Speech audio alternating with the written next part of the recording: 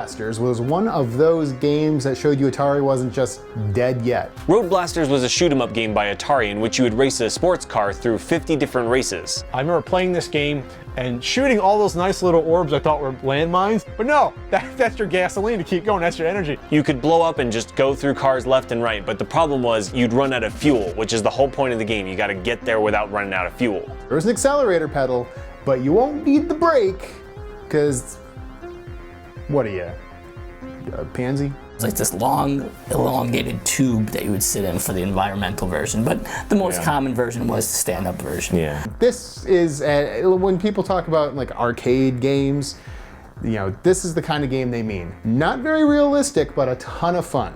You're not actually blasting the road in RoadBlasters. No, you're not. It shouldn't be car blasters? Is that too obvious a joke? We'll make a lot of those anyway.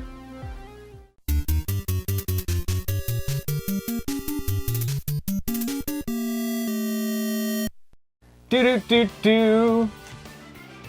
So we have Castlevania by Konami, which is a fantastic side-scrolling action game based on horror movies. Castlevania took a lot of ideas from all the Universal horror movies, Greek mythology, you know, the Medusa and stuff like that. What's interesting is if you look at how Castlevania starts, there's actually film reels on the side. Yes. The game was always meant to be viewed from a cinematic perspective. It was just so different and edgy. It was edgy, that's what it was. In Castlevania, you play as the ill-fated Simon Belmont, who has to go beat the evil Dracula, who rises once every 100 years. You whip stuff and they hurt and then they explode and then you keep on walking. And when you jump, it's like, and you can't go, woo, like in Mario, you gotta go, and that's something. The platforming in Castlevania is notorious. I mean, you jump and you're committed. It's very stiff, you can't change direction, you're all in. You better be jumping on the right direction and whatever you're trying to do, because you're going now. That's where you're going, down a hole.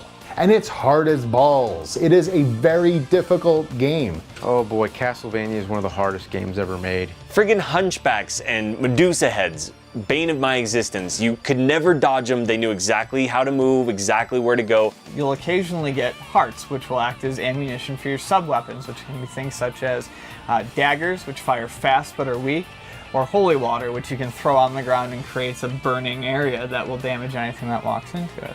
The soundtrack is amazing. It's really catchy and memorable and fits the game really well. Every stage had just outstanding music. Yes. When you think of great sort of NES soundtracks, Castlevania is always in the top, 10, easily. Castlevania is a very difficult game, but I would say that Dracula is not necessarily the hardest boss. That would be the Grim Reaper.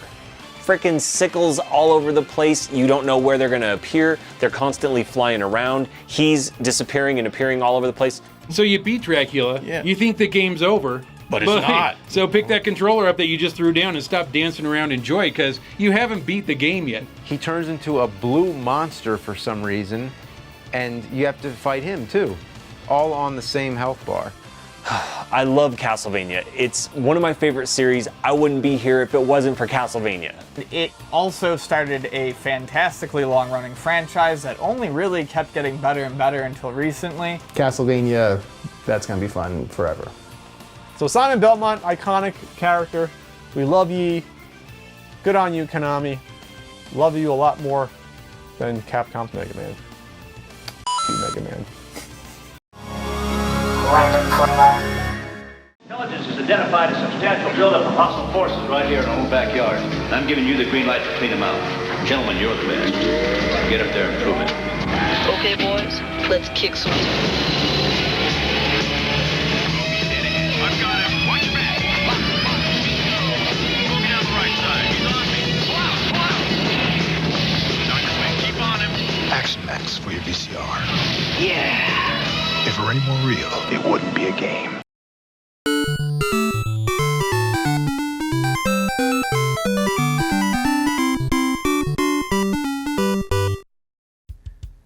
Pro Wrestling by Masato Masuda for the Nintendo is one of the best wrestling games you can get on the system, surpassing even games that came years later. You could play as 6 different wrestlers, each with their own unique moves. Stereotypical wrestlers. Yeah. My favorite always being Starman, who I always wondered how can he see? He has a giant star on his face. There are wrestling games that came out after where wrestlers didn't even have unique move sets.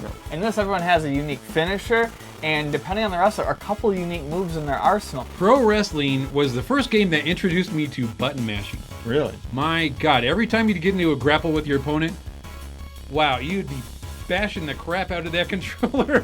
It's very basic, but it was actually very fun. The game mechanics in wrestling games before this was sort of just go up to a guy, punch him, or like tag team wrestling, pick off a frickin' menu what to use. Pro wrestling really established the control mechanics for every wrestling game afterwards. I remember playing this as a kid, and I would not get back in the ring within the 20 seconds, so I just always lost. I just thought it was fun to get out of the ring, but I lost. It was the first wrestling game that let players basically, within the limitations of the system in the game, do what they saw on TV when they watched wrestling every week. And that's what made it great. Hey, a winner is you.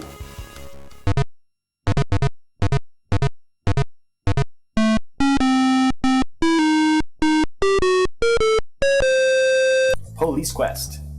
Not a King's Quest, a Police Quest. The game was kind of realistic and had puzzles where you had to basically follow real-life proper police procedure to get through it. The game was designed by Jim Walls, who was actually a police officer, and he would give you advice, and if you screwed up, he would admonish you about what the proper police procedure was. A to B to C kind of makes sense. Those paths make sense, whereas things seem more random in the other versions. The other Quest games. It was both serious and comical because you pull over the drunk and he like puke on your shoes and stuff like that. And you actually had to do like field sobriety tests. You had to make sure if a guy attacked you with a knife that you didn't shoot him or the game was over. You had to hit him with a nightstick instead. The goal of the game was to track down the deadly drug dealer known as the Death Angel. Sounds deadly. You need help by your ex, Sweet Cheeks Marie, who was a prostitute. Isn't that the best name ever? This was another game that used Sierra's adventure game interpreter parser engine, so I'm out. It was definitely a text-based game, but you did actually have to move your character to investigate things. It was very much a mix between adventure game and a simulation. Kind of the maturing of Sierra past the you fall down a pit and die 50 times. You just need to learn to not do that. Thank you, Sonny Bonds, for serving the public trust. And now, the popular pinball games of 1987. Ian here with the popular pinball machines of 1987. F-14 Tomcat by Williams. Get ready for flight and defeat General Yagov in this multi-ball-centric table by Steve Ritchie. Dungeons & Dragons by Bally. Wizards, spells, and warriors provide not only a great backdrop for dice rolling, but pinball too.